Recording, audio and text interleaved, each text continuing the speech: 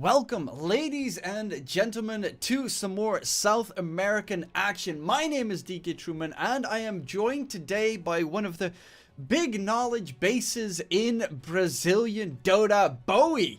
Thank you for joining me. Thank you very much. Brazilian Dota not really doing super hot this season on the DPC, but I'm glad to be this pillar of knowledge, regardless of how the region is going.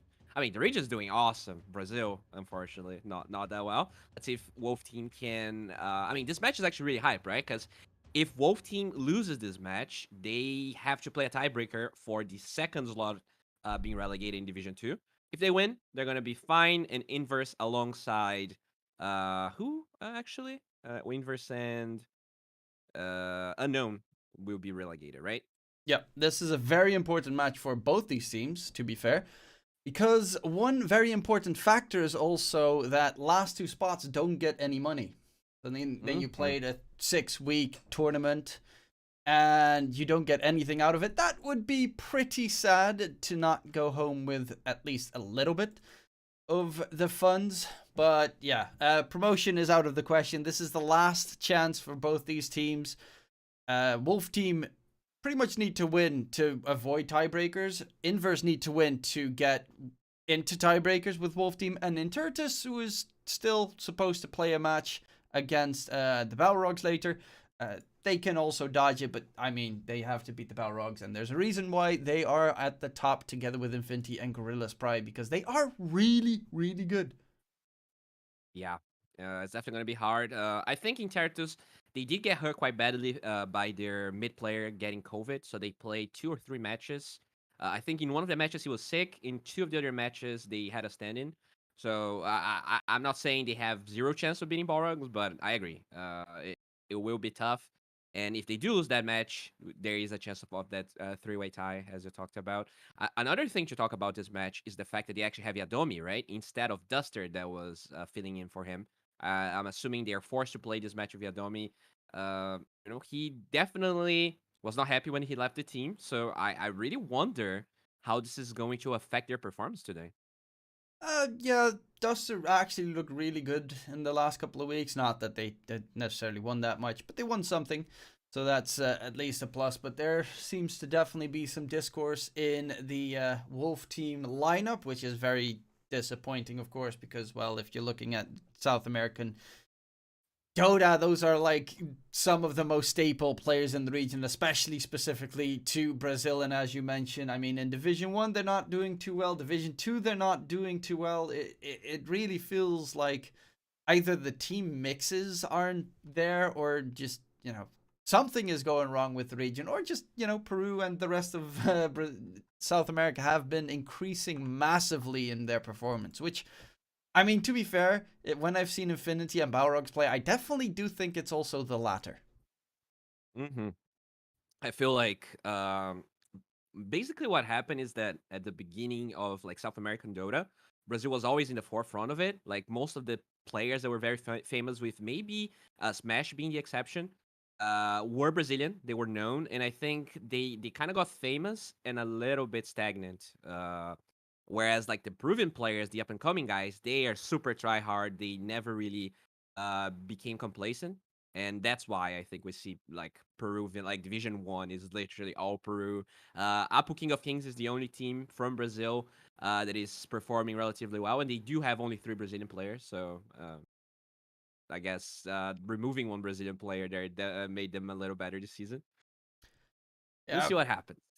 but yeah, there was a little bit of a delay. Everyone, some problems with well, not really problems. Some people just decided to join the lobby a little bit later. Would definitely like to see them more in the forefront and, eager to play, but they'll just have to show it in the game. And again, as we mentioned, very important game, possibly the last game of this DPC for both these teams, because we are getting to the closing stages. Of course, for Division 2, it's for that promotion or not relegated, having to go through the open qualifiers again. And for Division 1, it is, yeah, not getting relegated, I guess, and a bit more money. This season I is mean, just sad with the way it ends.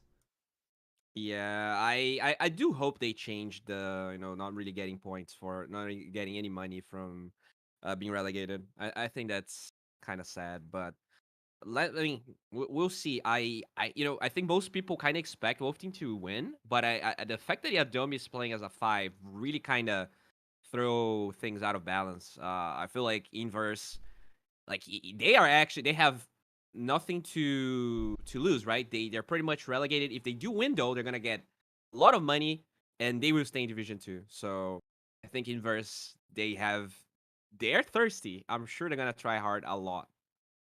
Yeah, it really does depend on how everything is going to be handled in that regard, because there have been some. The biggest problem on the side of Wolf Team was, I mean, a lot. They play a lot of 4 Protect 1, and currently, with the way that Dota, there are not too many 4 Protect 1 teams out there anymore. A lot of them are Mhm. more like constantly brawling to try and get the advantage. You have 4 strength hero lineups, sometimes with the Dusa, but even the Dusa has fallen off significantly in the last month. And, you know, there are some people, for instance, HFN, who is he just loves to farm, take it to the late game, and then jump in. But a lot of the time, against especially the teams that they're up against in this Division 2, Infinity are one of the clear favorites in that regard.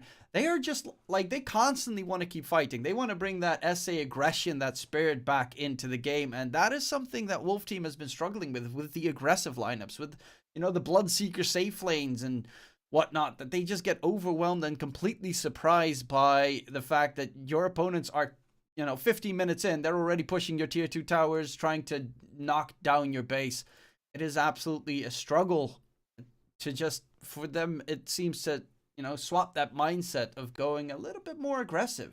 Because even when he went for Monkey King, the Monkey King build that he goes for is Battle Fury first item, which, who does that? Yeah, that's definitely not really popular nowadays. And I think you're spot on with our way being greedy. And on top of all of that, I do feel like even though they play for Protect 1 in a way, I feel like Tavo plays heroes that are kind of passive, like his Pangolier, like his Snapfire offlane. I'm not sure he played this season, but the way he plays, I feel like kind of amplifies the fact that you have 4DR pretty much playing offlane, pretty much like almost being a support in the way he's forced to like itemize and play the game, and Tavo and HFN like draining a lot of resources around the map. I think that really makes the way our way plays clunky.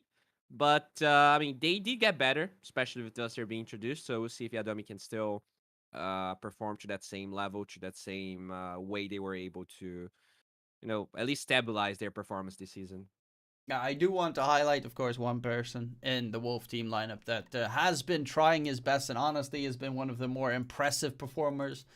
And King RD, even though, everything else in the team is going horribly, horribly wrong, everyone's having off days. Every single time, King RD does seem to bring a certain performance. He finds, simple stuff like courier snipes, counter warding, pressure on the mid lane to give 40R a little bit of extra space. He does do a lot for his team, and you definitely do have to commend that. But they need more. And hopefully, you know, in season 2, they can adjust so that they can fix those issues. I also believe that there's been like some disconnection on when practice and whatnot, but that is a whole different story for that they hopefully will have sorted out for next season, or if they're still in the exact same squads next season, because that would also not be too surprising. That if you get Yeah. relegated, that you decide to go your separate ways and find either a different region or a different squad.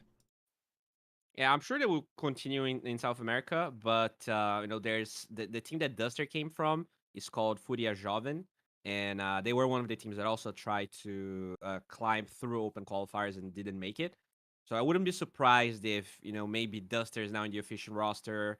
Someone else goes and substitutes a player. That wouldn't be surprising. If they do stay in Division 2, maybe they'll try to only have Duster in since he's not in the official roster yet. we definitely lack a lot of fives in Brazil, and I think the fact that most Brazilians are not really willing to. I guess they tried to have Yadomi here, but it didn't work out for other reasons. The fact that they can't really get Peruvian players a lot of the times makes it like your pool of players is very small, right? And most of the good fives are already in a good team, thus they're being probably the only one left. Yeah, it's definitely a bit of a struggle fest but in that regard. But to be fair, in most regions, position fives are a rare breed. You see a lot of position fours being swapped over towards the five role. For instance, Saxa and well, Mm. Jabs in old Fnatic that turned into the five role. Personally, not a big fan of it because you know a four is not automatically a great five, but a great five is very rare to find these days. It's kind of like what you had for a while with offlaners as well. Everyone's a safe laner, everyone's a mid laner, but finding a good offlaner or five is hard. And honestly, the most important role, in my opinion, is the four position. But it tends to always be filled by very capable players. For most teams, I would say that the four position is probably their best player in the roster. Hmm. I talked to a lot of players that told me that they feel like four is the hardest role of Dota, followed by mid. So I would definitely agree that usually you have your crits, your tims, yours. Uh, I mean, Yapsor comes to mind. There's FY. definitely kind of a pattern there. Yeah, FY for sure. At the same time, though, five is it's not necessarily hard, but maybe not enough players actually spend enough time learning the role and actually get really good at it. So even though it might not be the hardest, it could be the hardest to find just because of birds, as you said. Yeah, I mean, it has kind of the same effect as well. Like certain teams out there that turn a um, safe laner that is very successful in the CIS region and then turn them into an off laner for some reason. And then it doesn't go that well. And that happened 3 times.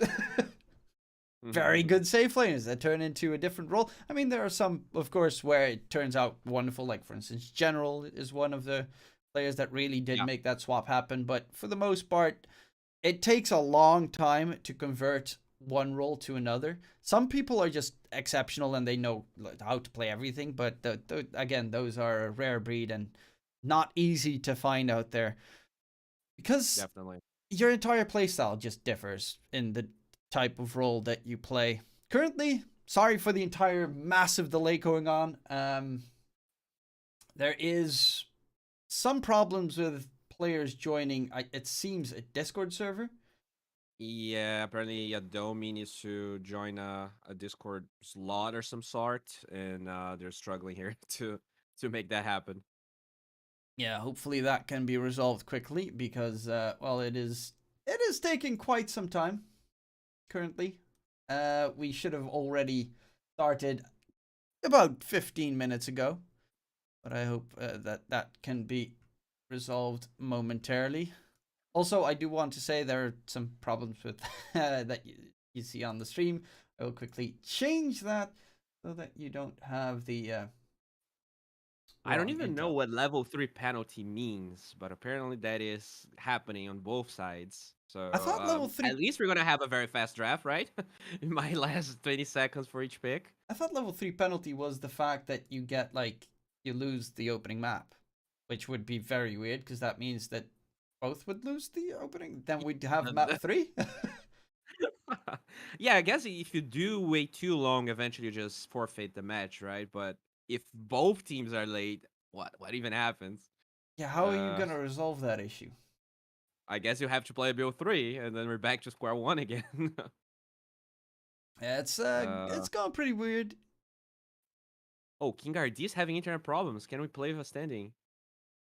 Oh, they Woo! Oh, I mean, this is actually insane, right? Imagine if they lose because of internet problems and then they don't make any money and they're relegated. I guess they still have to play a tiebreaker, but that would be insane. that would pretty much be the, icing on the cake for the viewer at home on what went wrong this season. Because well, it's not stopping anytime soon. It is not. It is not. Yeah, I mean, I do hope they fix everything out. I want this to be a fair and square match. I do want our way to find their way. So if they can perform here, that could be the start of their second season in the DPC. At least stay in Division 2 and starting to look a little bit better. Yeah, it's definitely not as superb. I don't know how they're gonna handle this. I guess grab your phone, turn on the Wi-Fi. Please God, please. Yeah, use 4G. I remember. I mean, King RD does live in I mean, kind of nearby. So I think like his 4G should be good enough to like at least play Dota. It's definitely not stable, but I do feel like you can at least play the game. So I don't think they're gonna have to forfeit, but he might have to play with severe lags.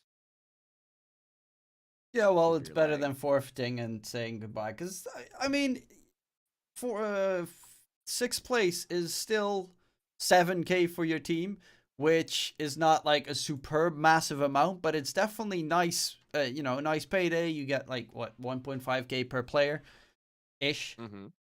That's yeah. I definitely Assuming the want that. org doesn't take a cut, right? But yeah. Yeah, I don't know exactly how everything works. You also have taxes included and stuff. Let's say a grand per player, which I mean, I mean, depending on the you can region where you definitely stretch live. that money in South America. You can definitely pay, let's say, 1.5K. You can probably pay. That would be. You can play like 5 months of rent easily, depending on where you live in Brazil. So that's that's like your next season of DPC. At least your rent plus internet being solved, right? So you you do want that 7K, even if it looks very little for other country standards. Yeah, I mean, that is kind of like my mindset. I don't know necessarily the pricing in all the regions in the world. In the Netherlands, that would be about like 1 month rent, because well, Mhm. our country is stupidly expensive in that regard.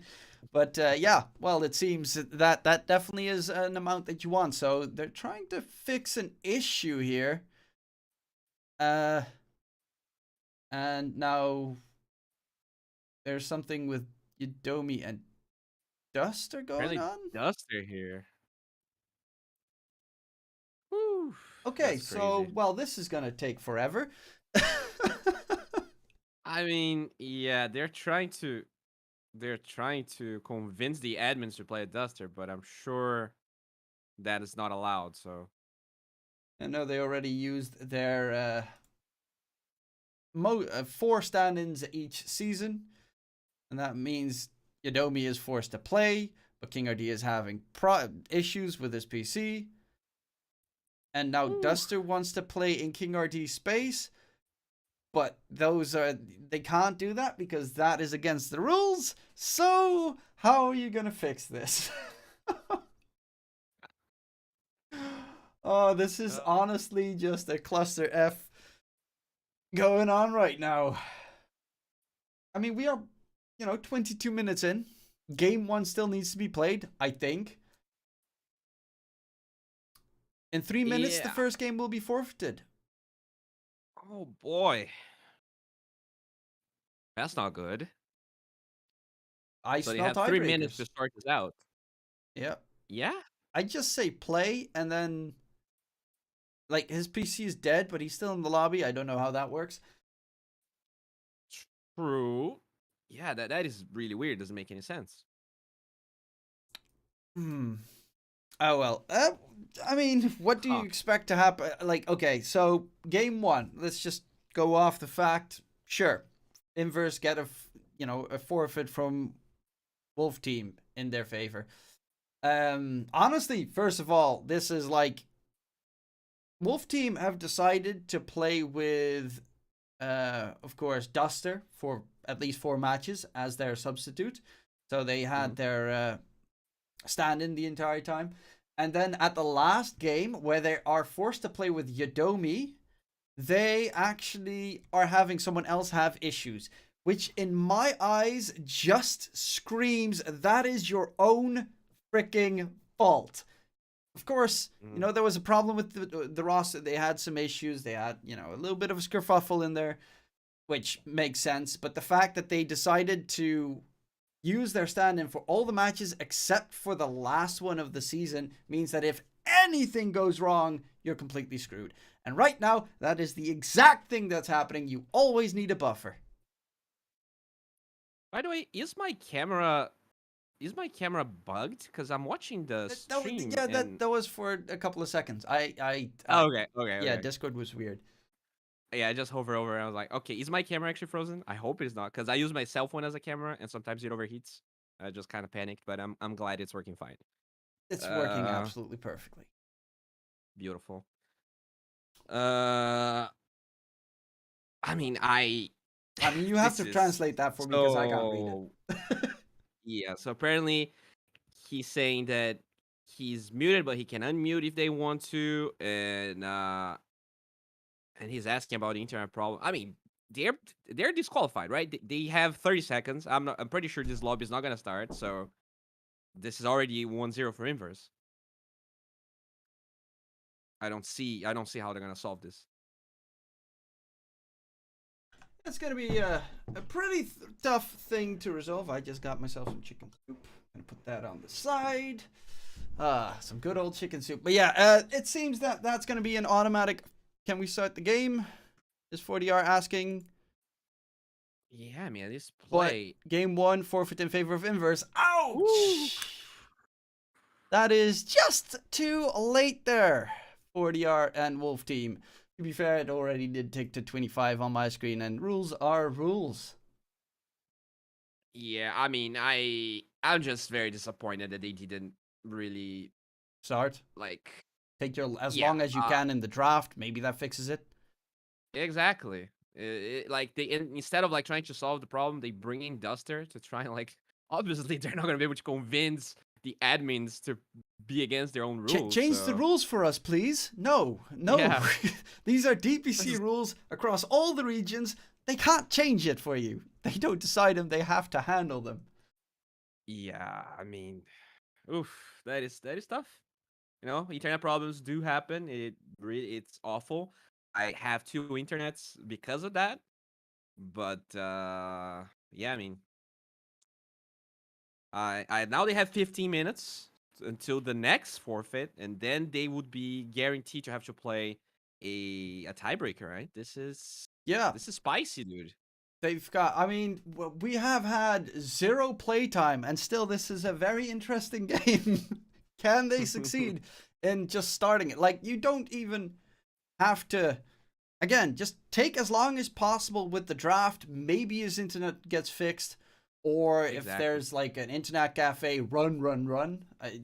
Find a solution, because just Yeah. asking the admins to fix it for you will not work.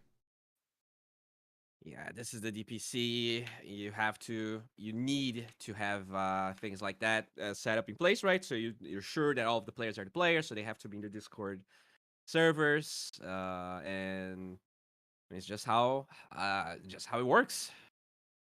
Yeah, everyone knows. Everyone gets a big stack of rules at the start of the DPC season. You gotta read through them to know exactly where you stand.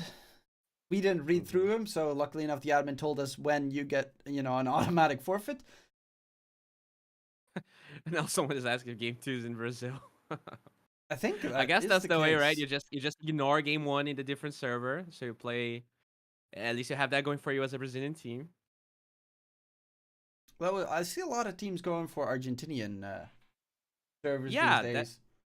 No Ping was doing that, but I'm not sure that like apparently they want to move things in that direction, but every team kind of it's not every team doing that, right? But I would love to have that happen. I So mean, yeah. for instance, Apu King Kings, Hmm. wouldn't they want Argentina? Or are they like in the same country, or are they actually just playing from two different regions? I don't believe they are in the same country, so they do have Benny and yeah, they're offlaner playing from a different country. I do feel like even for that team, like it would just make sense to have the same server. It just feels much smoother to me because that it's a coin flip. Oh, it's not a coin flip in Peru. It's necessarily game three in Peru. How does that work? It seems they're saying because the first one got forfeited, they are gonna play on one map, Ah, one region each. okay, Yeah, actually it does make sense. it To a does. degree. I mean, So you don't it's their own fault. intentionally forfeit game one just to it is definitely their fault that they didn't play that game. All 11 more minutes. Can they get there? Can they press the play button? I mean, everyone's in the lobby. Everyone's been in the lobby for 25 minutes now. Duster's still at the unassigned players section, which definitely is the weird part. Shouldn't he he get kicked out right now? Yep, it's definitely weird. Whew. Yeah. So can we actually do we have access to the Discord thing you're talking about? I don't think we have Camera access. feed. I think it's the normal Discord, but you need like a specific, I see. Yeah, because I wanted to check if everyone's there, but yeah, I guess I don't think we have access. which makes sense. Otherwise, we jump in the entire time and say hi during the game, which probably is not also good for the rules. I mean, it would be cool, to just be checking the players. Yeah, But yeah, just you're right. they We're make a definitely misplay, jump in the Discord. What was that? Jump out. Hmm. 10 more minutes to go. Ticking All down the right. clock right now. Would be my I'm fastest very best of 3. excited. Yep. This. Oh my god. This is so. This is insane. Like I was definitely like if it was the first DPC, maybe I would expect something like this to happen. But we're so like far down the line that I didn't expect that to happen in South America anymore. But I guess I don't know. I have no words. I I don't mean, remember like a single DPC game being forfeit because of internet. I guess most teams do have everyone together, right? To minimize that chance, but pretty even if weird. that's the case, normally you have, you know, substitutes available. You have the fact that you can add someone in the roster, but they used everything on the side of Wolf Team Yeah, because they really true. wanted to play with Duster previously. And right now, as I said, you need a buffer. You pretty much just, to be sure, always should have at least 2 left, I would say, because Hmm. something can go horribly wrong in the last day. And this is a very crucial day for them. Like right now, if Inverse actually get the default win, that means it's going to be playoffs. Tiebreakers between Wolf Team and Inverse. And honestly, because Inter still have to play against Balrogs, which is arguably one of the strongest teams in this. Well, arguably. They are really strong. The only team they lost against is Infinity, which isn't surprising because Infinity are like gods of Division 2. That would mean that you probably have a 3-way tie. The bottom team gets, of course, eliminated. And that means you've got, in the relegation matches, 1 Peruvian team and 2 Brazilian teams. Yeah, And those that's are the the only sad 2 thing. Brazilian Like, teams. that's the only way for Intertus to actually suffer relegation is if Wolf lost this match. And I mean, we're kind of getting close to that scenario. They're already 1 game down. I don't see any messages or indication that something is gonna happen. Yeah. Okay. We got 8 more minutes. Well, seen anything fun I mean, lately do you in want to Dota talk about matches? something unrelated? Like, do you want to talk about your favorite, pie or something? Like, My is favorite this still a Dota pie. cast? I'm No, all trying to right. What is think. your favorite dessert? Oh, my favorite Maybe some creme brulee. Netherlands dessert. Oh, okay. I That's love a pretty good. good creme brulee. I just like pudding and, well, add extra sugar on top and then it's perfect. Or Mm. macarons. Those are also delicious. Those are Oh yeah. stupidly expensive though, but they are very delicious. It is the flour, right? It's macadamia flour. That it is a specific type of flour to make those I have actually. absolutely no idea. I did, however, see a lot of your cooking on I think Instagram Ah, or Twitter. it's almond flour. That's why it's so expensive. Almond flour is so expensive, yeah. Yeah, I I mean mean, almonds are like nuts in general are expensive, right? yeah, almond milk and everything. You know, people use it for Yeah. whatever. But yeah, if you are interested, Bowie does have, he cooks and he does have some nice things to show all the time. I think, is it your Instagram or is it your Twitter? I do have an Instagram, but I it is not like Bowie. It's my personal one, so that many people follow me there. But I do post a couple of my recipes on Twitter when I can. Well, don't forget to check out D2Bowie on Twitter because, well, it does look delicious and he is You're so a pretty kind. good cook. One of these days, hopefully, I'll get to Yeah, eat when some. we have a major in South America, I'll treat you. I'll treat you with some creme brulee. Oh, that would do me so Yeah, good. You know what also would do me so good? They actually a match played of this Dota too. game. I would love to actually cast. I have a birthday today that I gave up on going for this cast. I would actually like to do that. Well, maybe within 6 minutes you get the chance. So So, if you had to bet, like if you had to bet $50, do you think this game is going to happen or no, not? I don't think they're gonna play. I think it's just done and dusted. Uh, Dusted, nice, yeah, nice. I just had to. Uh, there- I mean, I don't really. There seem to be some issues, but no one is even talking for the last 10 minutes in chat. The only Yeah, thing that they said is "Yadomi, Yadomi, Yadomi." I I'm so confused. I okay, 5 minutes remaining for series forfeit. I'm actually just sad for Intertus, honestly, because they kind of got hit by COVID. They lost a couple of matches that maybe they shouldn't. Now Wolf team just don't show up, and this could be a 3-way tie unless they beat Gorillas, but that's not gonna be easy. I mean, of course, if they're full and Oh, it's healthy, Balrog, sorry, yeah, the not Gorillas. Balrogs. If they're full and healthy, they can definitely do it. Um, though considering the Balrogs, they want to make it to that spot, it's very likely. Well, it's not very like it. It is reasonably likely that Infinity will beat Gorilla's Pride. So Balrogs need that win as well. So to dodge Gorilla's Pride for the tiebreaker match. Because that would Yep. also be. I mean, to be fair, I really am liking SA. Honestly, it's one of the more interesting regions, especially the Division 2. I mean, Division 1, of course, obviously, as well, but there's not really a big surprise in who are the top contenders in Division 1. Whereas Division 2 was like a really big change up of what I initially would have expected the teams would Mm, end up. I see. Yeah, I'm just very happy about like the storylines when we look at like I'm not sure if you saw that tweet, but I was talking about how Infinity is doing really well with Parker, and Parker looked like he was a meme. I'm not even joking here. He was actually a meme for all of the analysts and casters because he would kind of play like HFN, but he didn't have the HFN name, so people would really criticize him because like why the hell is this guy going battle free on Wraith King? Why like he would never build BKB? He would do super weird stuff and just throw games. And now he's 6-0 with Infinity.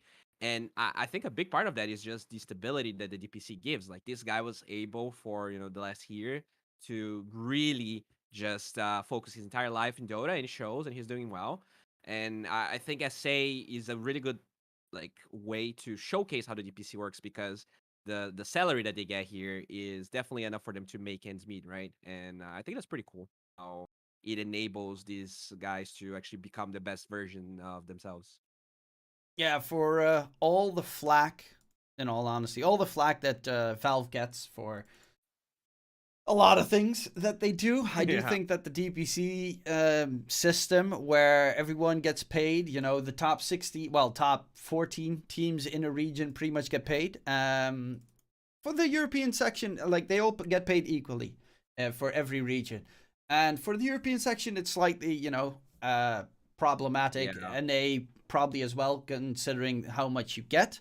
But for regions like Southeast Asia and SA and the CIS region as well, the fact that they can make like you get fourth, fifth in Division 1 doesn't matter. You still get a solid amount of money. I'm quickly gonna check. If you get honestly anything in Division 1, like last Yeah. place, you get relegated 22k divided by 5 players, depending on how much your org takes and everything. That's at least 4k. That's 6 weeks of work. That is, I mean, yeah, that is definitely a big plus. And as you said, in those slightly where the regions where cost of living is a lot lower, they can actually live off that. So they don't have to, like before the DPC, they have to get secondary jobs. They don't have to try and figure out ways to make money to make ends meet.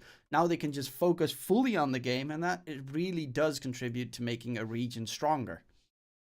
Yeah, I totally agree. I think moving forward, the two things that I really like seeing change in the DPC is having the bottom two of Division Two being paid. First of all, they do decrease like 11, 9, and 7K for the sixth place. Like make it 5 and 3K. I think that would really help, and also have like a multiplier for the NA and European region where they maybe get a little bit more just because the cost of living is so much higher there. Because it definitely feels a little bit unfair. Yeah, but Uh, EU normally also have, like, most teams at least have orgs behind them, which also turns everything, a little bit yes, that is. I advantageous guess for them. NA is really the big ugly duckling there, right? Yeah, Only but one I'm not org. gonna, like, NA.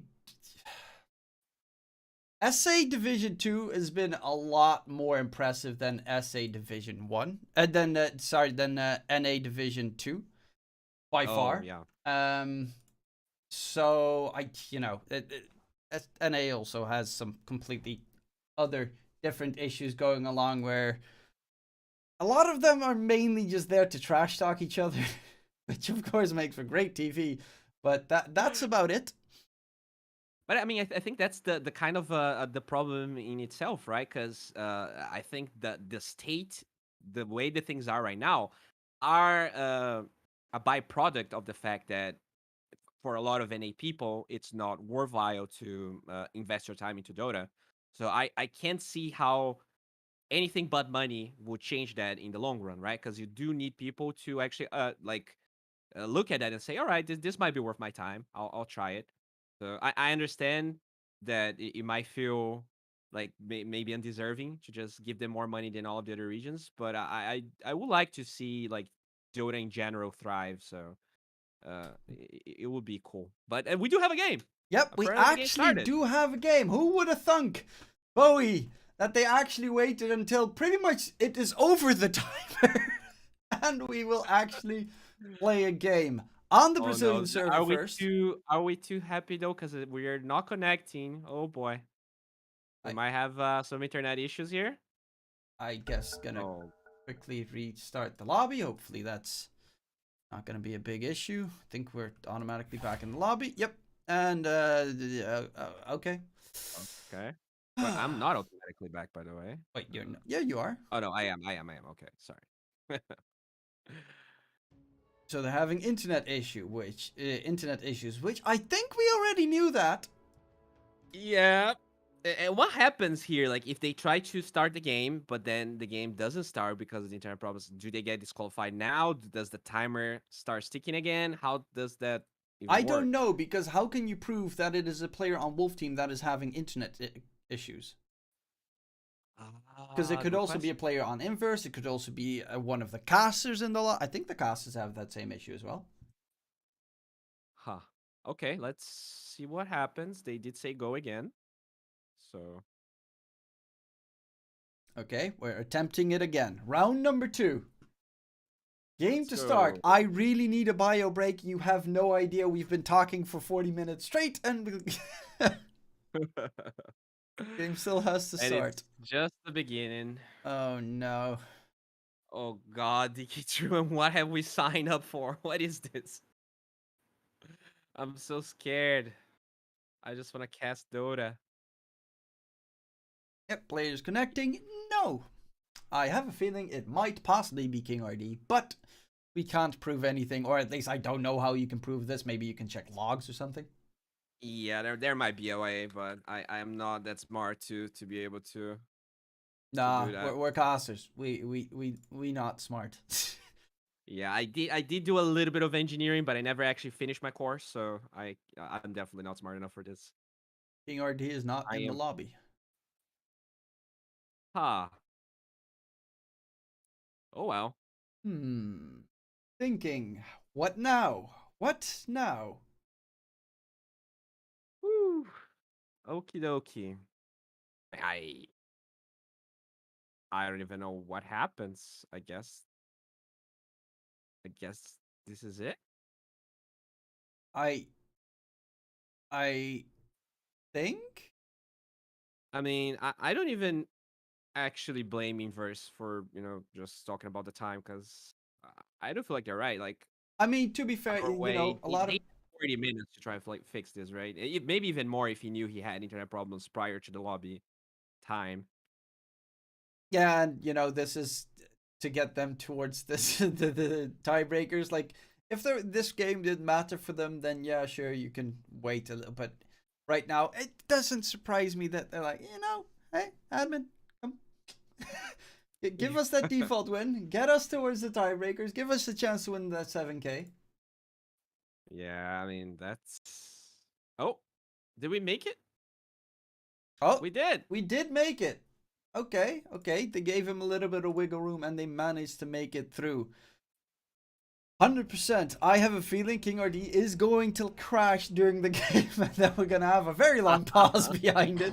But hey, as long as we can get to watch some of the game, we'll be at least reasonably happy, Bowie. Yes, I will be reasonably happy for sure. I'm already much happier because I was I was pretty much certain that this game was not gonna happen. But now we do have it, and it's with Yadomi back.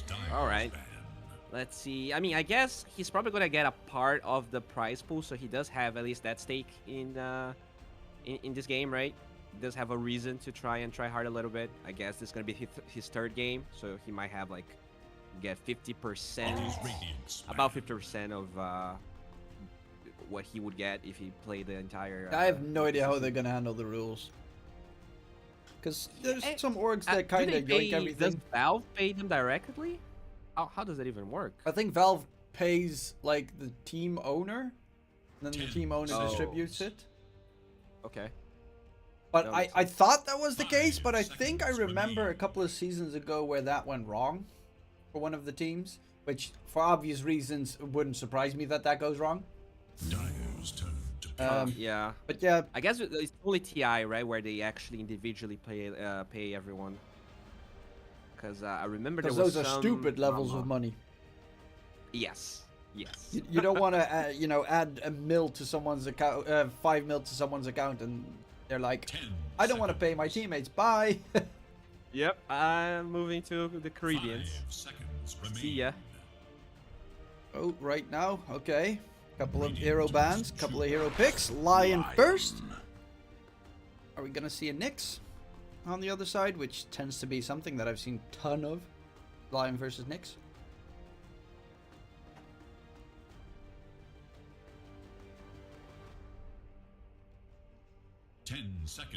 So currently, let's see what it's going to be. No Voker for 4DR. Not surprising that they ban it out because, well, we see a lot of it lately. Treant Protector. That's also a hero that has been making a pretty big surge as of late.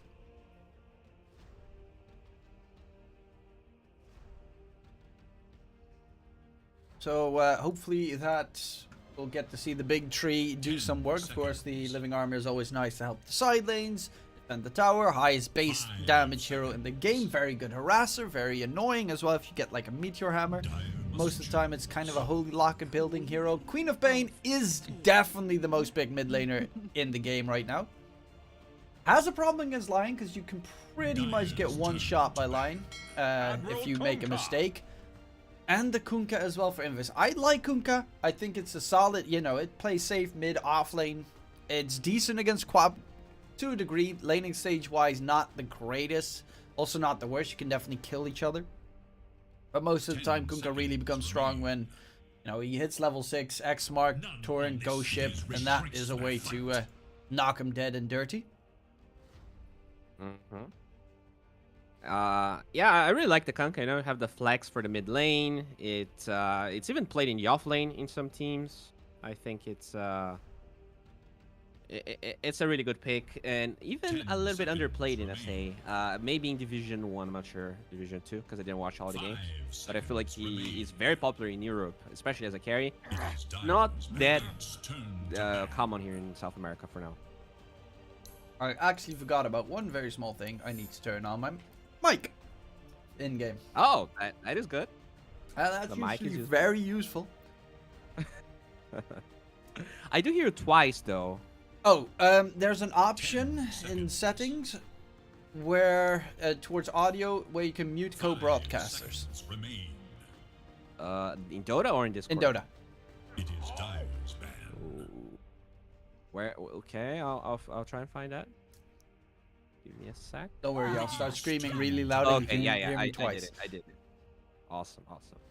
Okay, let's see. They're not expecting this to be a safe lane Kunkka, it seems, because they banned Gyro and the Luna out, which are actually two heavy HFN heroes as well. 10 seconds. Very true. Yeah, that's fairly interesting because especially since you talked about the 4 Protect 1 thing with that team, there's not that many 4 Protect 1 heroes, so the fact that they're taking some out makes me think that they might go with something different this time. Well, we'll have to wait and see. Beastmaster banned out as well. Pretty annoying, but 10 that's about it. remain. You just find the hero annoying for the most part. Yeah, I mean they're playing Treant, right? So they definitely want to. Defend their towers, and Beastmaster goes against that totally. So I do like that. Dire's turn to pick. And they're gonna get a Rubik, right? So probably gonna Really be good Rubik game against Kunkka Lion. I mean, one of my favorite things about Rubik is the moment that Kunkka gets himself like the Aghanim Scepter and the Shard. Every spell you steal from Kunkka is amazing. 10 Oh, yeah. seconds remain. One of my favorite things to do as Rubik versus Kunkka is actually when I get X'd, I steal X and X myself so that I can go back to that location, you know?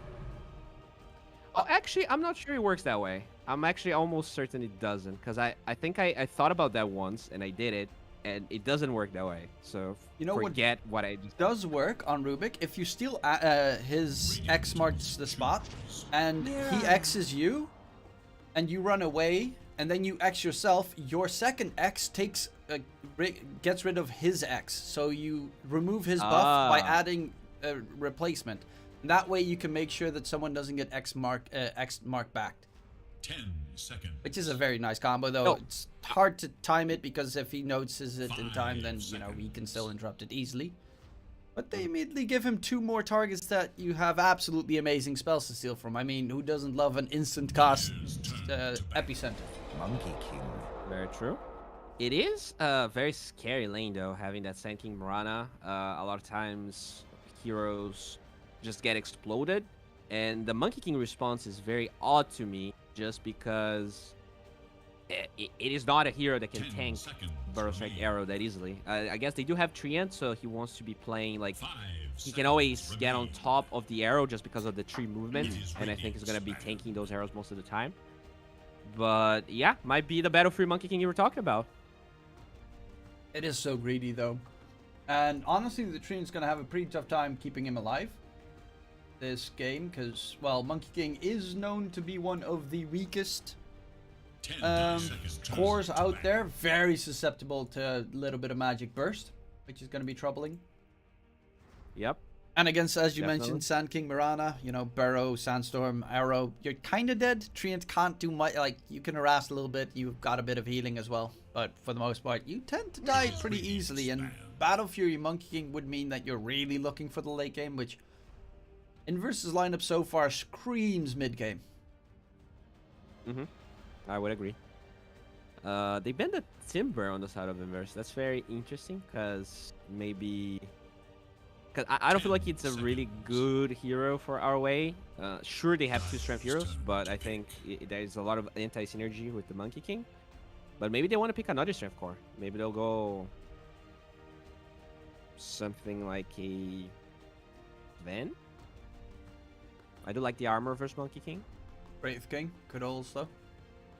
Yep. 10 Yep. seconds remain. I mean, there's Actually, Wraith King is really good. That's CK probably the as best well hero they could can- also be a nice one. 5 seconds Always. remain. We've seen a lot more CK increases in the region. Mhm.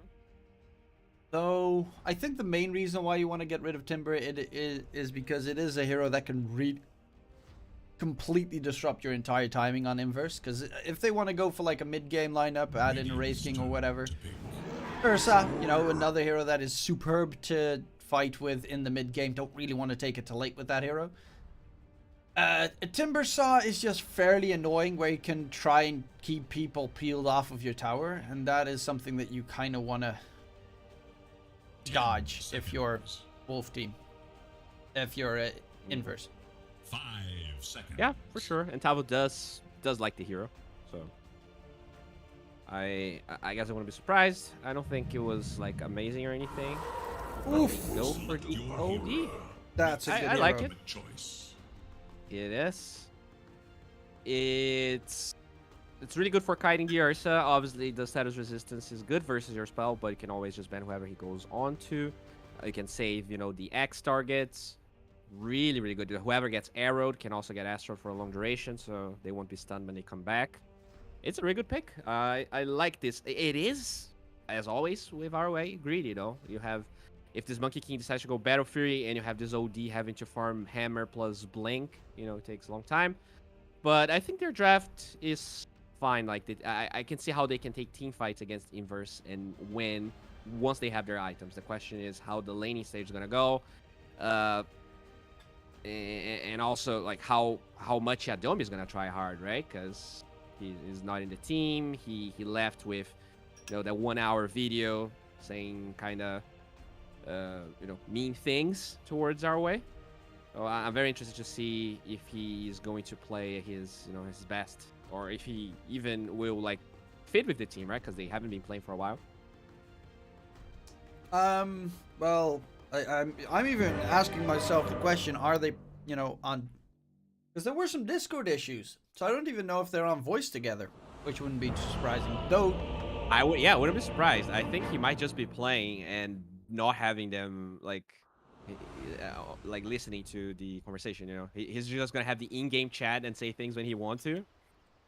yeah, the moment that HFM misses one creep kill, just spam ping him Preparation is short. like a Use real caution. support. Voice lines. Oh boy. All right. Very, very curious to see what's going to happen. And yeah, Domi, he is actually playing. He has boots. Is he playing Fort this game? Oh yeah, Yadomi is playing the 4, and King RD is actually playing the tree. Wait, what? Yeah. That is actually fairly surprising, considering King RD is a really good Rubik player. It might actually be that Yadomi doesn't really want to lane with HFN, or HFN doesn't want to lane with Yadomi. That could actually be the case. Wow, that could be it, dude. I think you're onto something here. Huh. It That feels is like a very lot of possible. beef is going on in this game. As That is pressure very builds, possible. the I love your stars theory. remain True. All right. Let's see what's gonna happen here. Do you remember if Wolf Team played Treant this season, or if this is their first time? Because that's actually the exact opener Noping has been doing a lot, is co-op Treant in the first phase. And I just wonder if they decided to pick it because they think it's good, but maybe Adomi doesn't play Treant, and that's why they swapped.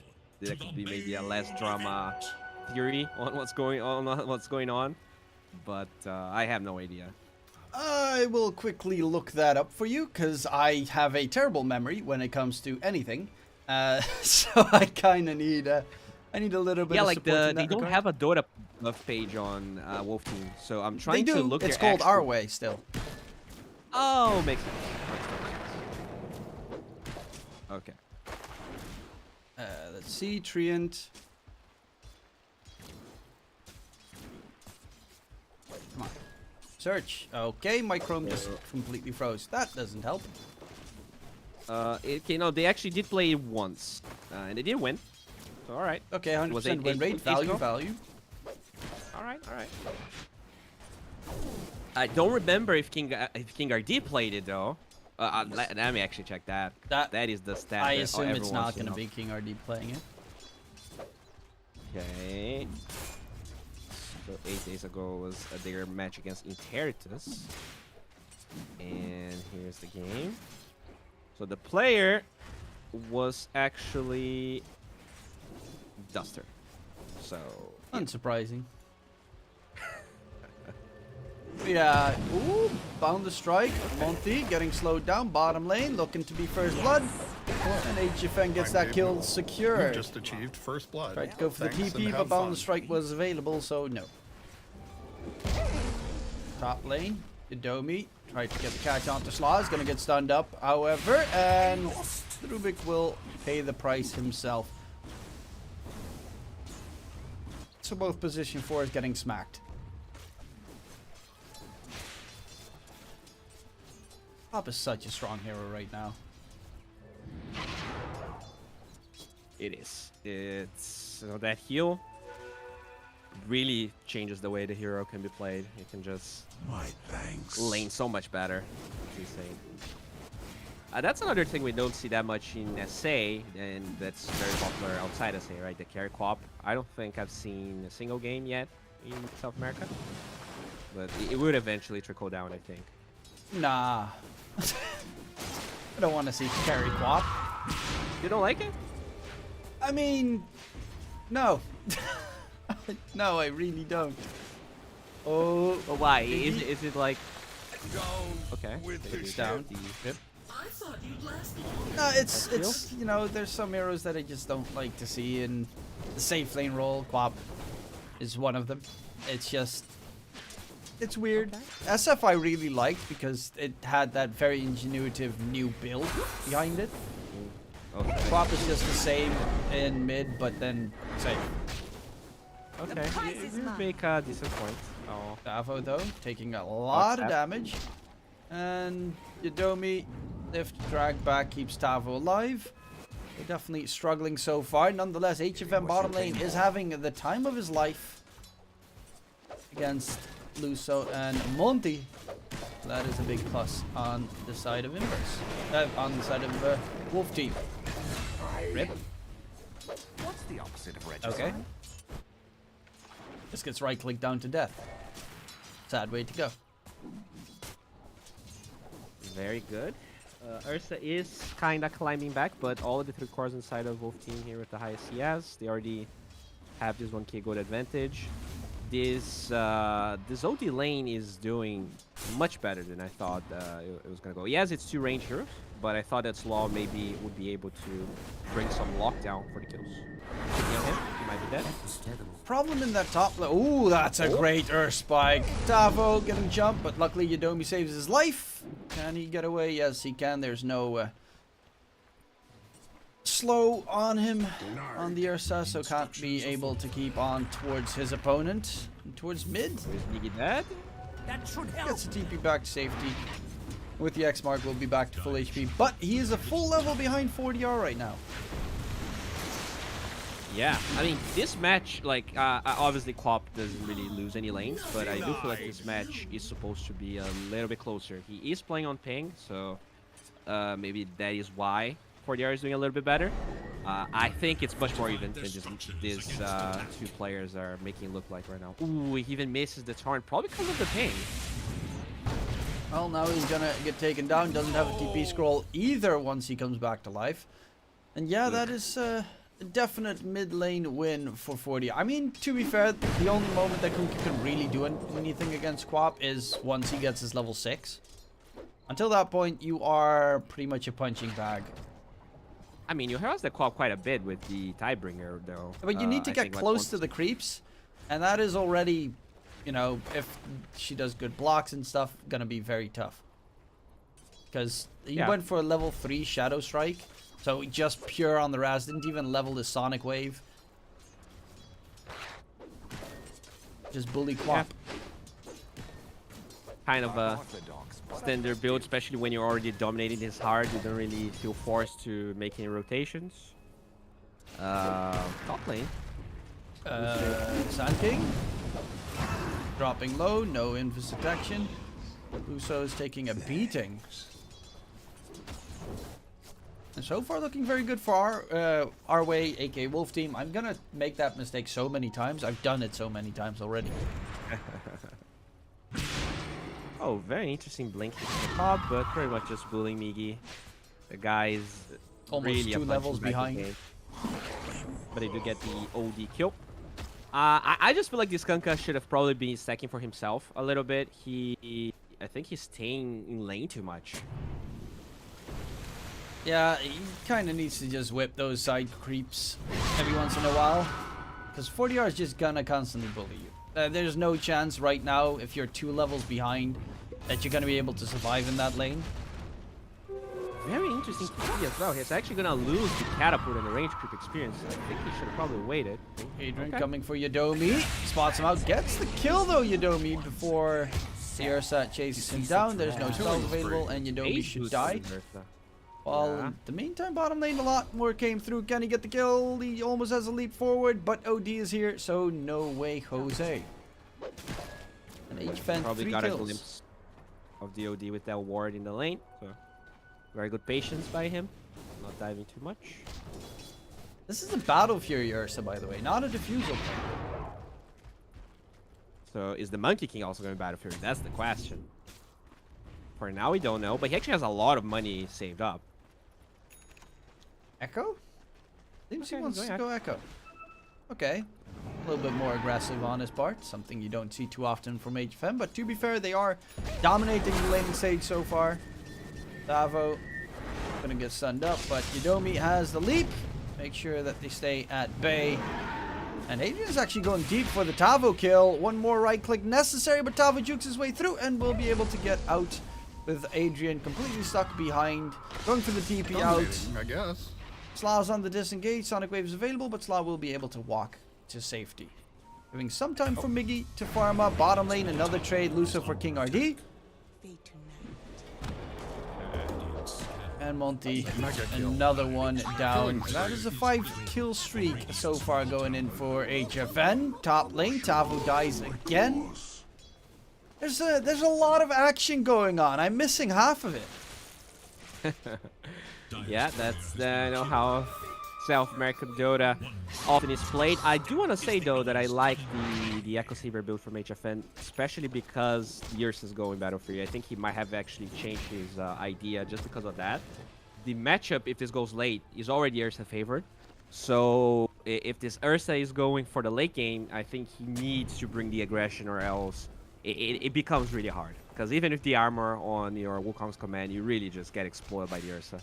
It's such a powerful late game hero. Ursa in the past used to be that guy that kind of didn't scale that much. I feel like Ursa is a really good late game hero nowadays. But I think they jinxed him. He might just die. Yeah, he was trying to bait out the Sonic Wave. The problem is, Quap can just blink and smack you down. Doesn't even have to blow her ulti. Adrian slowly but surely dying, and 40R, his 3rd kill, 0 deaths on him. HFN 0 deaths so far. And HFN is stupidly rich. Yes. That's a 3k goal lead in 9 minutes. Not very often. Oh, okay. Arrow. They don't have finger. Yeah, they don't have the damage. HFN heals up, gets a kill, walks away. Bye-bye. Luso wasn't there to... Like, if they had the Sand King there for the Burrow Epi, Sandstorm, yeah, then HFN dies. But with just the 2 supports, against the Monkey King, who is level 8, almost level 9, and your 2 supports are both level 5, yeah, no, you're not gonna kill him. By the way, the Monkey King has a dust here. Luso had to click on him. Like, he had it the whole time, so I think this is super greedy. If you were a millennial, I'd say wicked sick. Oh, that is going terribly wrong for Inverse. It would be so sad if they actually lose the series after that stupidly lengthy waiting time. Which They do have even one went over game. time.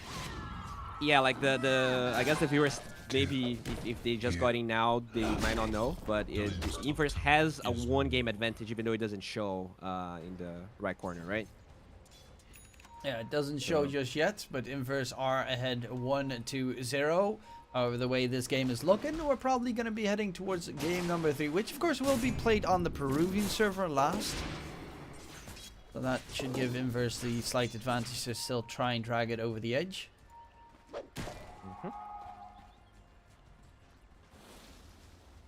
And Adrian, I mean, Battle Fury is nice, but you're not going to get enough time to farm, especially not if, you know, Echo, Saber, Monkey King is in the game. Yeah, for sure. He's already bringing another item. Walking in, gets the overgrowth going. Miggy, Kuka, Ghost Ship flying through. Torrent, Ghost Ship connects.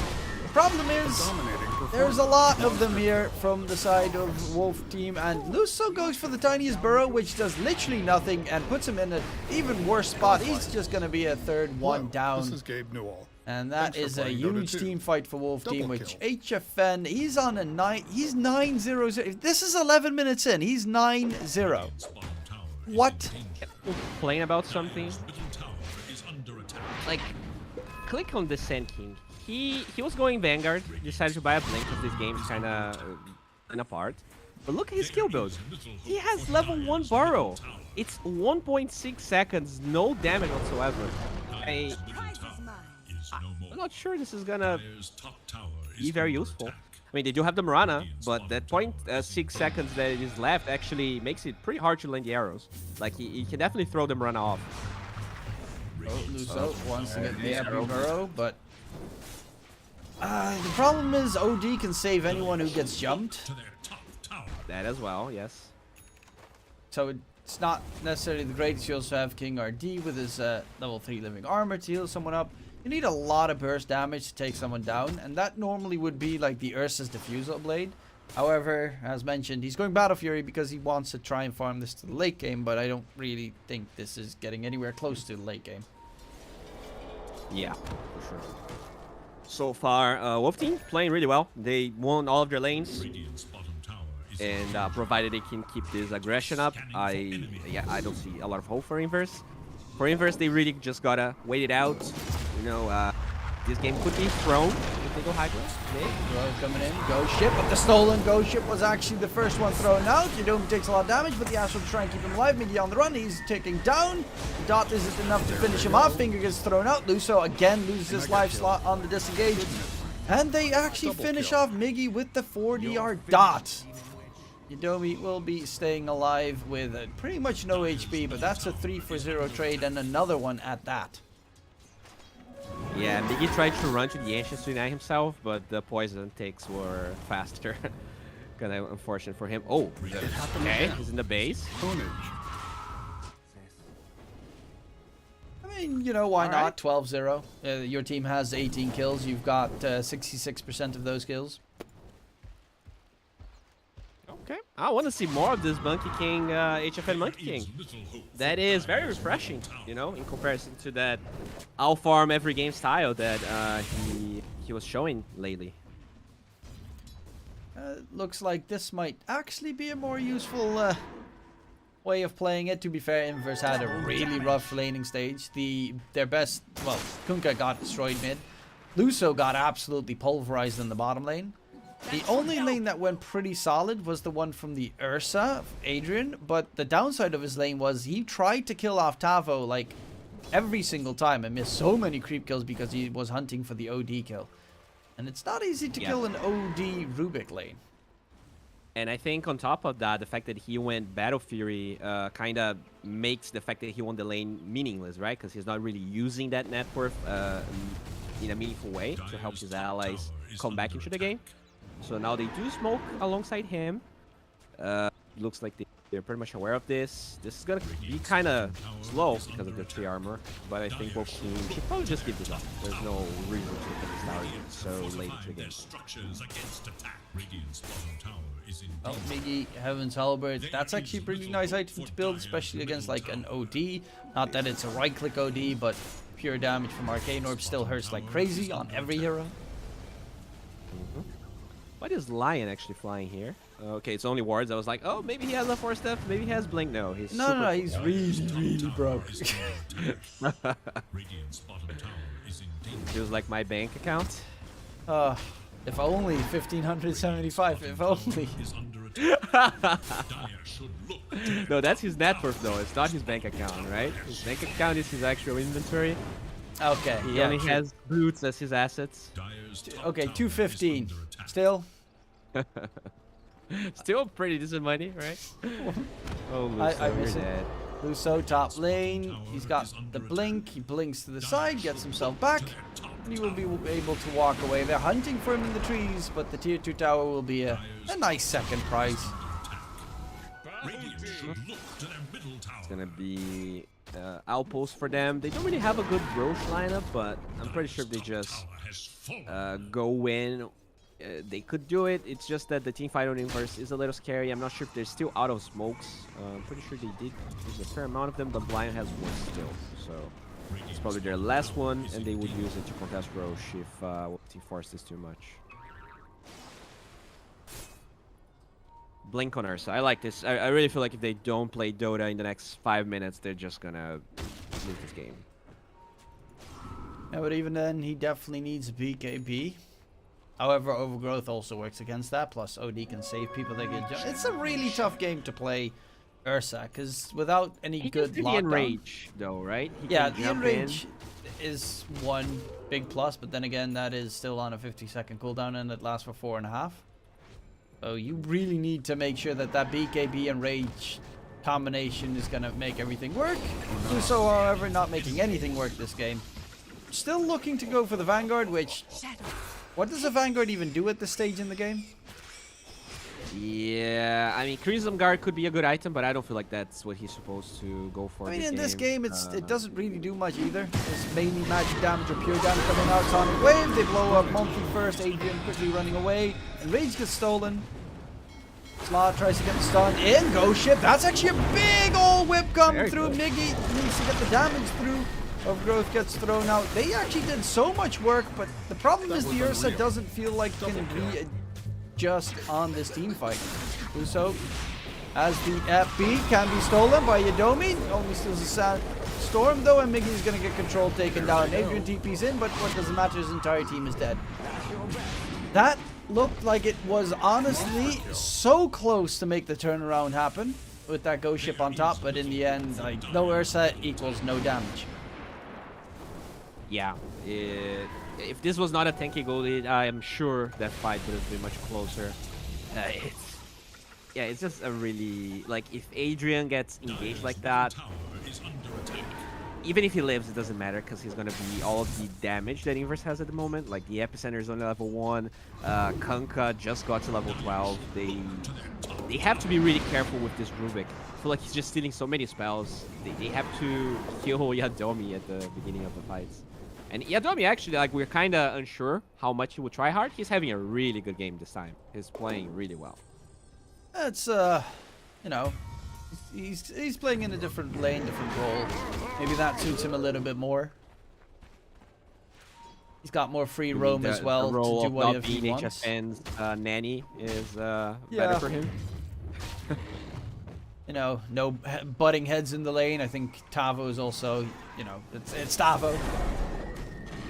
He knows that he also has bad games, but Tavo tends to be a very, at least from what I've heard from other people, very nice person to lane with. Oh, to lane? Yeah, well, to play with, but, you know, if it's nice to play with Only him, then lane, I assume but lane at the with. mid-game, that guy is a jerk, but in the lane, he's pretty cool. I don't mind laning with him. As long as no one starts screaming, it's already a plus for my pubs.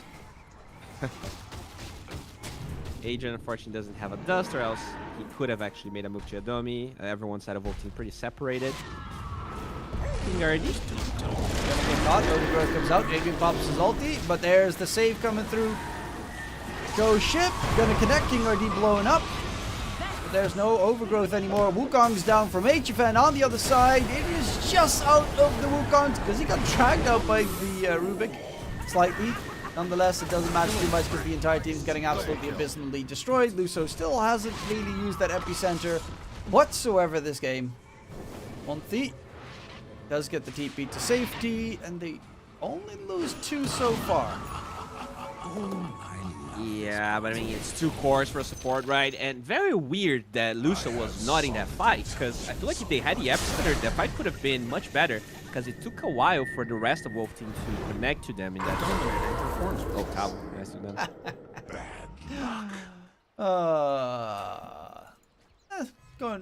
Going horrible. Yadomi keeps stealing that ghost ship as well. Like every single time, I've seen like 3 green ghost ships flying through. And I mean, that fight, it was like they actually used Sonic a 5-man Sonic Wave on a team that had the bolt buff, so it dealt 50% less damage, and even still, Wolf Team outnumbered were able to take that engagement. Just shows how far ahead they are right now. HFN also has got his Eye of the Scotty. Pretty much, well, has it completely finished up, so for a hero that normally tends to be incredibly weak, especially if you go like a Battle Fury or a Maelstrom in first item, Echo Saber gives you that, you know, added strength, which is definitely a necessity, and so is Eye of Scotty. And right now, he still hasn't died a single time. Yeah, just he had a really good lane. I honestly feel like if I had to really complain about something on the side of Inverse, that Luso's performance was not great. Like from that death where HFN, okay, another kill, where HFN had dust and he just showed in lane, Sandstorm, like nothing was gonna happen. He like maxing the Sandstorm even though he went blank. I think there were a lot of decisions that didn't really make a lot of sense to me. I hope they go to another direction with their draft instead of the Sand King, because he doesn't really feel very comfortable with this hero.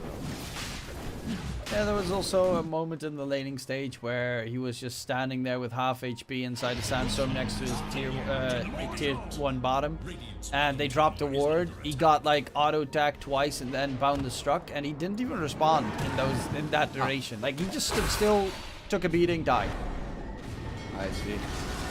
Yeah, it was really weird. There was also that other time where first yeah, it's very dead. Honestly, this game is easy pickings. Like, there's nothing much more to talk about. Monkey. Oh, Brada! Oh! You can do it! Oh, Sonic Wave misses, but the Boundless Strike does not.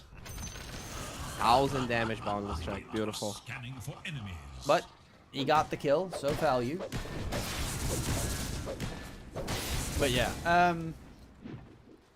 I'm pretty much already looking at the next game. Luso walks out, gets completely surprised, and it feels like Wolf Team, even though they are stomping, they are actually playing very well together, which is something that does surprise me.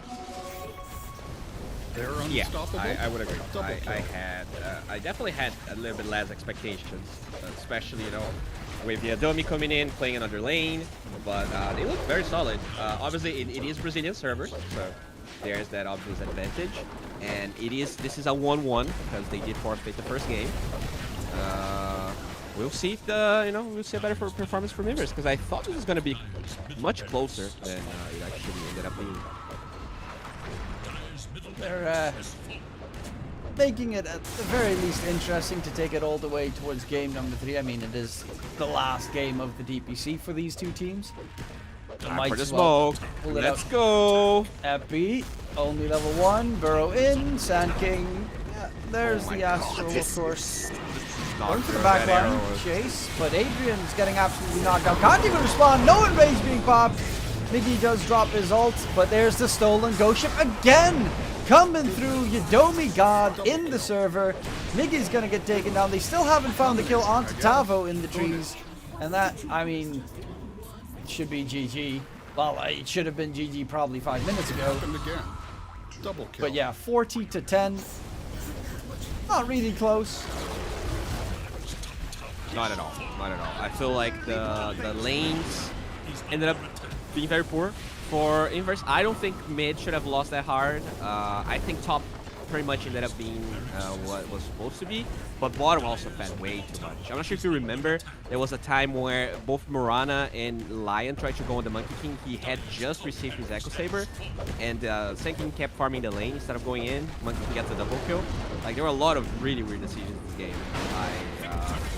I hope they kind of pick things up, because they kind of got fed a free game as Inverse. they still have a good chance of actually staying Division 2 if they win next game.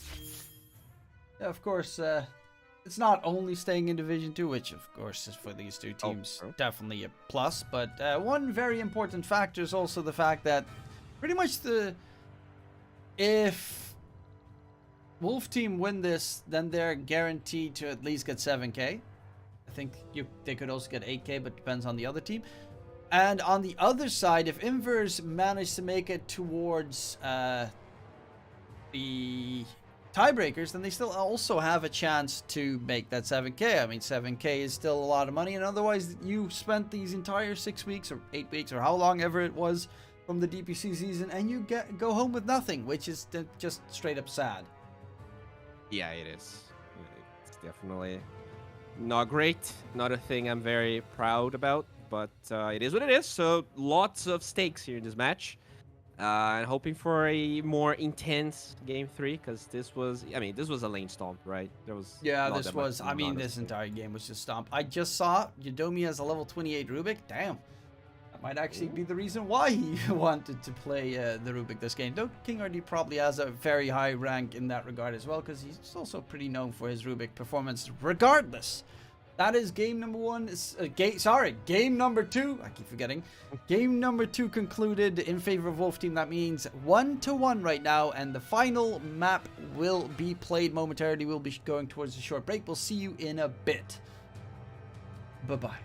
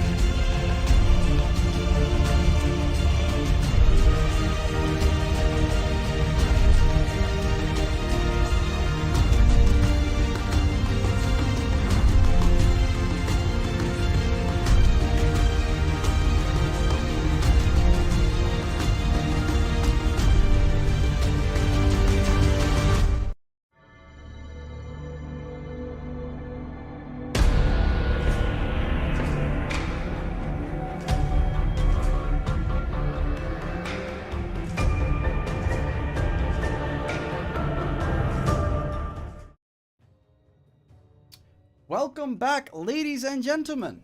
We have some very interesting news for you, and that is the fact that Inverse has just decided to forfeit, or well, to disband their team. So they forfeit game number 3, which means they're not going to be able to compete for tiebreakers, which means the 2 Brazilian teams will at least stay in Division 2 this season, which for Brazilian Dota is, a big plus. But this is one of the most disappointing evenings I've had in a very long time. Just 2 of 3 games we get one game, it's a 25-minute stomp. And yeah, I mean, Bowie, tell me, what is this? That is so odd to me. Like when I look at their players and their past performances, I think like that they were good enough to play in Division 2. Sure, they got stomped in this match. This is totally odd. I feel like they had a pretty good shot, especially after having game 1 kind of gifted to them to at least try to get the tiebreakers. So there might be something going on that we don't know about, like behind the scenes. Maybe like I mean, this must have been player like issues. they just got 'Cause- stomped and now they're pissed and everyone's fighting, and then it's like, okay, I don't want to play anymore, and then they walk away. That is like I can't like even if I was really mad at someone, like you at least kind of stick until the end to see if you can get the 7K, right? Like it's the DPC. Like I'm so confused. I can't understand the mindset of someone that would decide to disband like literally after a game where they still have the chance. Like if they actually lost the game 3, I could understand just disbanding, right? I'm so confused. I don't know what's going on. Yeah, no, exactly that. If you go to game 3 and you lose the game 3, then you say, okay, guys, we tried this season, doesn't work out, we disband. But now you still had a chance. You're playing on your own regional server. You're playing on Peru, so the Brazilians are playing with a lot of ping, which could be very problematic for them. There's still a chance. If you win that, then you still have tiebreakers. You beat Interitus, for instance, or Interitus gets last place, or Wolf Team gets last place. Then you still have a chance to make 7K, which means that all these weeks that you spent working, grinding all these matches actually still gives you something. Because right now, there are 2 things that are happening. First, you're getting nothing. Second, everyone's going to look at you thinking, what? And third, what professional org would right now think, I want that player? Because this is a big stain on a team if this is the way that you disband. For sure. I totally agree. I'm actually out of words. It's actually unheard of in the DPC, I think, where a team actually doesn't play a match because they're disbanding. I don't think that has ever happened in the DPC, and something strange happened for sure. Maybe an actual fight between the players. I guess something similar to what happened with Wolf Team, where there's definitely like a lot of issues that they lost Yadomi after the second game. But yeah, I'm just sad. I really wanted to cast this game. There was a lot on the line, and I thought that there was a potential storyline. Fortunately, Well, we have a storyline. It's just a terrible story. Yeah, I guess. Yeah, it's a terrible story. Just makes SA look bad, and I don't like that. If SA is gonna look bad, at least be the pauses. At least it's fun. It's a meme. This I can't really stand up for. This is super. If you're gonna lose, or if you're planning on disbanding, go out in a blaze of glory. Go for a complete meme draft. Don't care at all, and then pick techies, do whatever you want. I have way more respect for the fact that is the way that, like you say beforehand, we're disbanding. Like, we don't care. We're gonna play whatever the hell we want, but at least play. Because right now, we had from the 3 games that could possibly be played, 2 being disbanded, 1 being a 25-minute stomp one-sided. And it's just not good for the region. It's not good for DPC in general, and it's definitely not good for us because, well, we just, where's the fun in that? The viewers don't enjoy this. Nobody enjoys this. Exactly, and like if they gave up that way, at least you would have the spotlights on them in a good way, right? Because it's fun, it's techies, it's Budge, people watch it. Like everyone's like, oh, they're so lighthearted, they're still being entertaining even though they want to disband. This way is just really weird. yeah, it's unfortunately very sad, but it is what it is. So Wolf Team, they are actually in Division 2. They don't have to worry. We'll get that 7K. And I guess now the question is whether they're gonna be who actually won Interitus versus Wolf Team. I think it was Wolf Team, right? So they might even get 9K because I think they will be ahead of Interitus unless they beat Borogs, which seems unlikely, right? Yeah, I don't know how that Yeah, I I still need think to. it's like it is actually standings if unless it's going to decide whether you go to the major or you're going to be relegated. Ah, okay. Yeah, Uh, then yeah, yeah, there's still a chance that they upgrade that 7K to actually it's 9K for 5th place. So that's pretty solid. that is definitely pretty solid that they can still try and play for. And yeah, okay, with Wolf Team winning right now, Omega still need to play against Unknown, but that's probably going to be a win for Omega because Unknown are 1-12. But there's even still the chance to take that spot from Omega for 4th place, I think. Who did Omega? How did they play against Wolf Team? They beat Wolf Team, and they did actually also beat Interitus. So never mind. Yeah, They're actually staple on the 4th place right now. But yeah, this is a sad way to end it. Borogs, right? Yeah, but yeah, I agree. It's sad, It's actually been so long since we casted, and I was like, sure, I'm gonna cast with Dktruman. It's gonna be awesome. But yeah, it ended up being like this. We do have a couple of games coming forward though, so I'm very excited for that. We're gonna cast 3 more Division 2 games, I think. So Yep, and some of them are really good games as well. You got the Interitus versus Balrogs game, which is important for Balrogs. If they win that, then they'll definitely be there for a possible playoff, tiebreakers. If, of course, G Pride win against Infinity. Like those are 2 games that are super important at this point. Omega versus Unknown, nobody cares because they're playing for literally nothing. But G Pride needs to beat Infinity. Okay, so there are a lot of scenarios that can go right now. If G Pride beat Infinity and Balrogs beat Interitus, then you have a 3-way tie. That means a tiebreaker at the top. Though if Infinity beat G Pride and Interitus beat Balrogs, then you've got a whole different story coming up at the top where then it's G Pride and Balrogs that have to play for the tiebreaker spot.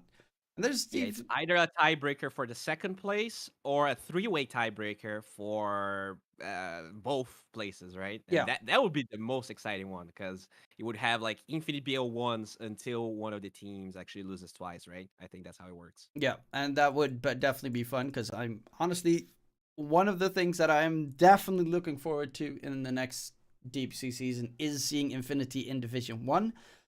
I'm gonna say top 4 team in Division 1. I'm just, throwing my prediction out there. They're going to make some waves in that setting because they have been nothing but impressive so far. But of course, it does also conclude kind of my section. Are you working tonight in the Division 1 matches? Not today. I think I will cast another Division 1 right at the end, but so far it's going to be Division 2 all the way, baby.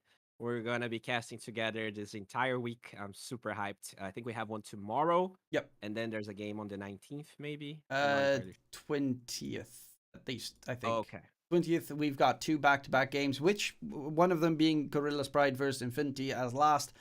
So there's a lot more Dota, actually, well, a lot more. There are 3 more matches to be played in Division 2, which is a reasonable amount. Stakes. A lot of high stakes.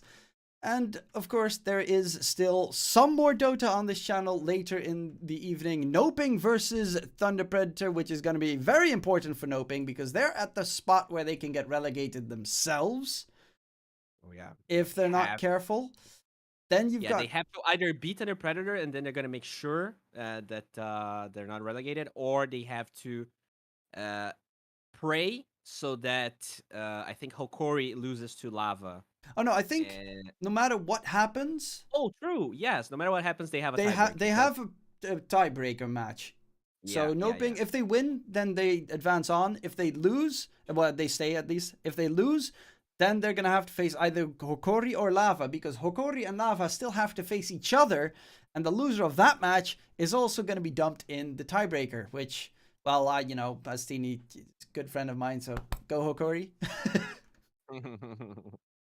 Yeah, I mean, I don't know. I do want to see Estini, thriving on Hokori, but at the same time, no Pig is a Brazilian team. Lots of biases everywhere. Yeah, but Lava can get regardless of what relegated. happens. So Noping and Hokori advance on. Okay, all right. So we just have to pray for Lava to lose. I see.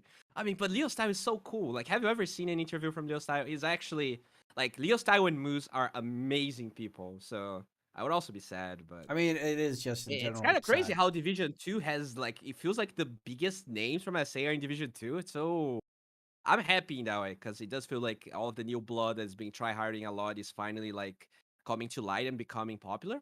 But kind of would be weird, right? To see from I guess it's similar to SG where you were at TI and then you're in Division 2. Like happened. Yeah, but that's also The the weird downfall. thing. Like, if Lava would get relegated to Division 2, then you've got Wolf Team and Lava in Division 2, which are both teams that last season, Thunder Predator, and Noping, like, they were like the hot dog teams out there that did. Yeah. They were fighting for majors and for the TI slot the entire time. And right now, of course, Thunder Predator new roster, but they haven't lost a single match yet in Division 1, which is insane. And Lava, who were actually like pretty much the exact Thunder Predator team from last season, have lost way too much. Same with Wolf Team. I don't, the top dogs, they're getting absolutely knocked down by all those new teams, all those new players. All these Zoomers. Yeah, disgusting. I mean, I really wish we had Game 3, but that's pretty much it, right? I am very excited to these games that are going to be happening soon in Division 1. We're pretty much going to know exactly how the tiebreaks are going to happen, whether it's going to be, Noping having to play against either Lava or, Jesus Christ, I forgot either Lava or Hokori, or if they can beat Thunder Predator. That would be an insane upset and super weird at the same time because Noping is not looking good at all. And then they come and beat the top dog on SA. Kind of feels like SA because usually that happens a lot. Like, I think in the last DPC, we would see like these random teams upsetting the really good guys, but then they would lose to everyone else. So who knows? I would be hype to see Noping actually winning against Thunder Predator, but it seems very unlikely. They are looking so good. And Ball Beast Coast will beat SG because that's, that's not hard. Well, for us it's hard, but for them it's not hard. I wonder how the odds for betting would be in that game. Oh, like, that's it has 100%, to like be, 12 for SG to win the game or something. It would Yeah. be insane. But of course, that does conclude it for us for the day. Hopefully you enjoyed the show. As Bowie said, don't forget to check further in the week for some more Division 2, but Division 1 will be played in give or take an hour and 15 minutes. A whole different cast of casters and talent will be there to welcome you then. And, well, any closing words, Bowie? No, that's it. Thank you for having me, Dktruman. It was a blast casting with you, I guess. We didn't really Sort do of. that much casting, but we did talk a lot, so it was fun. And yeah, glad everyone's watching, and make sure to actually follow EPOS, because then you don't really have to be converting all of those time zones, and you will know exactly when the games are happening. And there's a lot of hype games on the way, as we talked about. Yep. So in case we don't see you, good afternoon, good evening, and good night, and we'll see you next time.